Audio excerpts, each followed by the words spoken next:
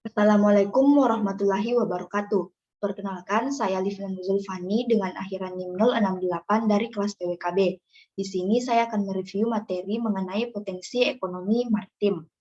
Jadi, budaya maritim menjadi bagian yang tak terpisahkan dari kehidupan masyarakat, khususnya terkait dengan maritim dan kelautan. Para nelayan dan masyarakat pesisir misalnya, memiliki kearifan lokal dalam mengelola dan memanfaatkan sumber daya laut, sehingga keberlanjutan sumber kehidupan mereka tetap terjamin hingga ke anak cucu. Salah satu bukti warisan budaya sebagai bangsa pelaut yang hingga kini masih ada adalah kapal pinisi. Potensi maritim dan kelautan yang begitu besar seharusnya dimanfaatkan untuk menyejahterakan masyarakat. Namun, kenyataannya potensi itu belum dimanfaatkan dengan optimal. Hal itu berkontribusi pada angka kemiskinan yang masih tinggi. Sebagian diantaranya adalah nelayan dan masyarakat pesisir terkait yang tergolong kelompok paling miskin. Eksploitasi dan kegiatan ilegal terhadap sumber daya laut tanpa memperhatikan keberlanjutan memperburuk tingkat kesejahteraan dan kehidupan nelayan, khususnya nelayan kecil dan nelayan tradisional. Pencurian ikan yang dilakukan oleh nelayan asing, misalnya di samping mengurangi pendapatan nelayan juga merugikan negara. Pencemaran laut dan kerusakan mangrove dan terumbu karang juga menambah masalah di sektor kelautan. Berdasarkan isu tersebut, perlu adanya tata kelola maritim secara terpadu, serta bentuk implementasi pembangunan berkelanjutan diperlukan untuk mengelola sumber daya laut di Indonesia. Sehingga tujuan untuk mengedepankan kesejahteraan bangsa dan negara untuk kedaulatan negara melalui sektor maritim dapat tercapai. Selanjutnya, apa itu ekonomi maritim? Jadi, ekonomi maritim adalah suatu kegiatan ekonomi yang mencakup transportasi laut, industri galangan kapal dan perawatannya, pengoperasian, pembangunan, dan industri jasa lainnya. Ekonomi maritim juga merupakan sebuah kebijakan yang diambil oleh pemerintah negara setempat, biasanya oleh negara kepulauan, untuk memeratakan perekonomian warganya. Pembahasan selanjutnya yaitu potensi ekonomi maritim berdasarkan sumber daya alam. Jadi sumber daya alam di sini ada dua, yaitu sumber daya dapat pulih dan sumber daya tak dapat pulih. Yang pertama yaitu sumber daya dapat pulih. Sumber daya dapat pulih adalah sumber daya yang dapat bereproduksi secara alami, berupa terumbu karang, hutan mangrove, padang lamun, dan pulau-pulau kecil yang merupakan sumber daya yang secara natural dan alami bisa diproduksi kembali tanpa membutuhkan campur tangan manusia. Selain itu, ada pula jenis-jenis hewan laut, baik yang besar maupun yang kecil, udang, ikan hias, ikan karang, dan lain-lainnya. Adapun sumber daya alam yang tidak dapat pulih terdiri dari dua, yaitu bahan tambang dan mineral, kemudian minyak dan gas bumi. Bahan tambang dapat berupa bahan bangunan, pasir besi, dan pasir kuarsa, batu apung, siderit, mineral radioaktif, garam, titanium, lempung koalim, kromit atau kromium, dan emas.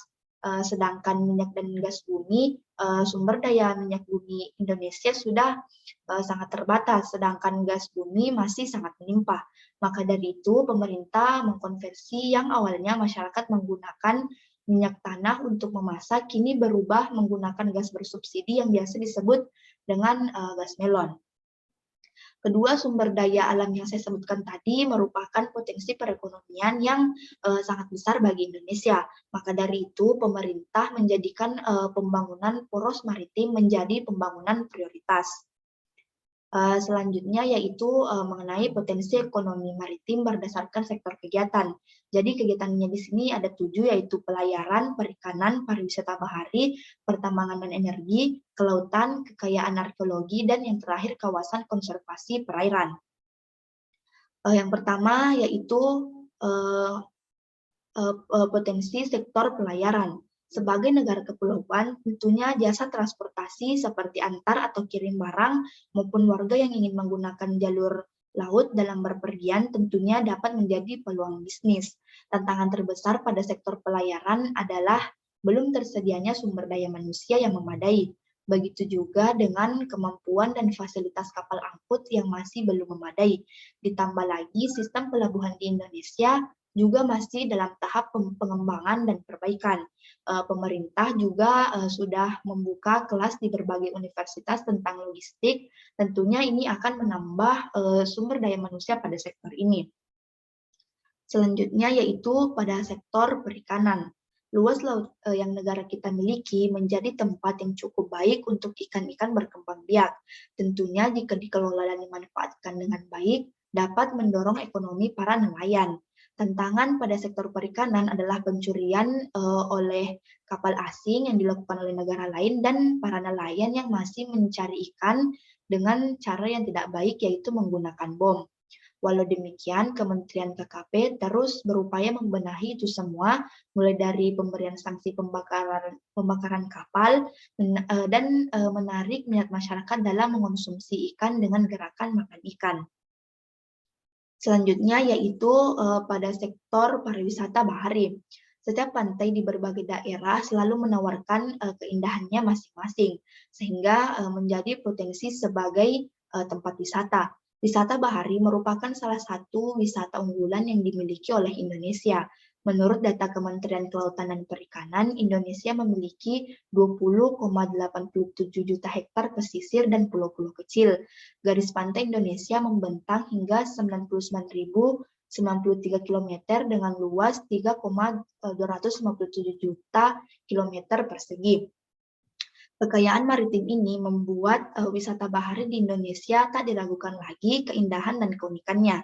Wisata bahari Indonesia tersebar dari Sabang sampai Merauke. Ada banyak yang bisa dieksplor dalam wisata bahari Indonesia. Jadi jika selama ini banyak wisatawan mancanegara mengenal Bali sebagai tempat wisata laut dan pantai yang menarik, maka sekarang Indonesia sudah memiliki banyak pantai sebagai pilihannya. Namun tantangan sektor pariwisata bahari ini adalah akses transportasi menuju ke lokasi yang masih banyak kurang, walau untuk objek wisata besar seperti Bali memang sudah baik, tetapi untuk objek wisata yang cukup jauh dari ibu kota seperti Pangandaran, sepertinya harus ditempuh dengan jalur darat yang cukup lama. Sektor kegiatan selanjutnya yaitu pertambangan dan energi. Sektor pertambangan Indonesia telah menyumbang sekitar 11,2% dari nilai ekspor Indonesia dan memberikan kontribusi sekitar 2,8% terhadap pendapatan domestik bruto atau PDB. Dan juga industri pertambangan mempekerjakan sekitar 37.787 tenaga kerja orang Indonesia, yang dimana jumlah tersebut terbilang tidak sedikit. Hakikatnya pembangunan sektor pertambangan dan energi mengupayakan suatu proses pengembangan sumber daya mineral dan energi yang potensial untuk dimanfaatkan secara hemat dan optimal bagi sebesar-besarnya kemakmuran rakyat. Selain itu juga mineral seperti emas, perak, timah, mangan, pasir kuarsa, monazit, zirkon, mangan, kromit, dan biji besi. Arus laut, suhu, serta gelombang air laut juga bisa dimanfaatkan sebagai energi terbarukan dan ramah lingkungan. Salah satunya yaitu Ocean Thermal Energy Conversion. Selanjutnya yaitu kelautan. Indonesia merupakan salah satu negara dengan keragaman terumbu karang tertinggi di dunia, sehingga Indonesia bisa tergabung dalam Coral Triangle Initiative atau CTA. Hal ini dapat dilihat dari tingkat keragaman spesies padang lamun tertinggi di dunia dengan luas 30.000 sampai 60.000 km persegi. Selain potensi bawah laut, daratan Indonesia juga memiliki hutan mangrove yang cukup banyak. Luasnya bisa mencapai 33.000 km persegi atau kurang lebih 21,7% dari total luasan hutan mangrove di dunia. Selanjutnya yaitu kekayaan arkeologi. Potensi laut yang selama ini luput dari perhatian adalah kekayaan arkeologi. Sektor ini bak harta karun yang terpendam di wilayah laut Indonesia. Profesor Zuzi menjelaskan kekayaan arkeologi ini berasal dari kapal karam di masa lalu yang membawa berbagai barang berharga seperti koin emas dan barang-barang antik. Data Kementerian Kelautan dan Perikanan tahun 2000 menyebutkan ada 463 lokasi kapal tenggelam yang tersebar di perairan Indonesia. Dari sisi ekonomi, lokasi kapal tenggelam ternyata memiliki potensi ekonomi antara 1,1 miliar hingga 264 miliar. Selain nilai ekonominya, harta karun tersebut juga bisa menjadi tujuan pariwisata yang bisa menghasilkan antara 11,7 juta hingga 1,8 miliar per bulan dalam satu lokasi. Misalnya wisata menyelam di Desa Tulamben, Kabupaten Karangasem, Bali, untuk melihat kerangka kapal kargo milik Amerika Serikat yang tenggelam saat Perang Dunia II pada tahun 1942. Sektor kegiatan yang terakhir yaitu konservasi perairan. Di sektor kawasan konservasi perairan, Indonesia sudah menetapkan lebih dari 20 juta hektar kawasan konservasi. Awalnya, proses penetapan kawasan konservasi laut di Indonesia dianggap hanya mengeluarkan biaya tanpa ada pemasukan. Namun, pengelolaan kawasan konservasi laut ini memiliki nilai ekonomi yang tinggi. Nilai ekonomi ini berasal dari kegiatan pemanfaatan riset yang menggali potensi kelautan dan perikanan bagi manusia. Pemanfaatan ekowisata di kawasan konservasi perairan juga akan mendatangkan keuntungan ekonomi dalam bentuk pemasukan daerah melalui kunjungan turis lokal maupun mancanegara. Ditambah lagi, konsep ekosistem yang menjaga keseimbangan ekosistem akan membantu upaya perlindungan alam. Lalu, kekayaan keanekaragaman hayati yang bermanfaat untuk bahan baku obat-obatan, kosmetika, hingga pangan juga memiliki nilai ekonomi.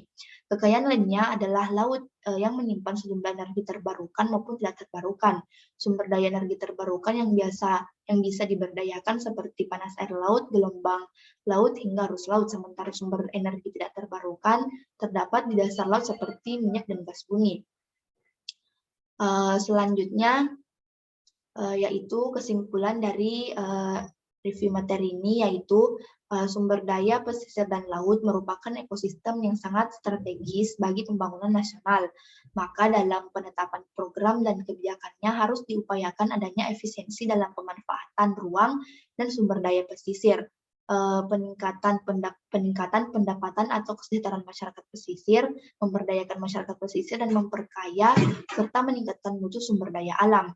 Konsep pembangunan berkelanjutan adalah upaya yang bertujuan untuk mensinkronkan, mengintegritaskan, dan memberi bobot yang sama pada aspek utama pembangunan yang meliputi tidak hanya pada aspek ekonomi, tetapi termasuk aspek yang melingkupinya, yaitu termasuk aspek sosial budaya dan aspek lingkungan hidup.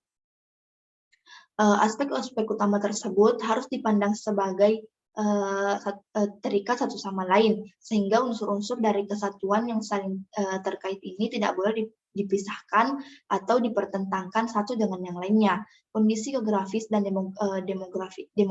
demografis Indonesia ini membawa konsekuensi munculnya berbagai tantangan nyata bagi Indonesia yang harus dikelola secara komprehensif, yaitu membangun infrastruktur maritim seperti pelabuhan, pengembangan wilayah dan peningkatan aktivitas ekonomi, dan sumber daya alam hayati di Indonesia seperti perikanan perlu dijaga dengan baik dari praktik-praktik perikanan yang tidak lestari. Adapun sumber saya seperti yang tertera pada layar. Mungkin itu saja yang dapat saya sampaikan pada review materi kali ini. Lebih dan kurangnya mohon dimaafkan. Wabillahi taufiq wal hidayah. Wassalamualaikum warahmatullahi wabarakatuh.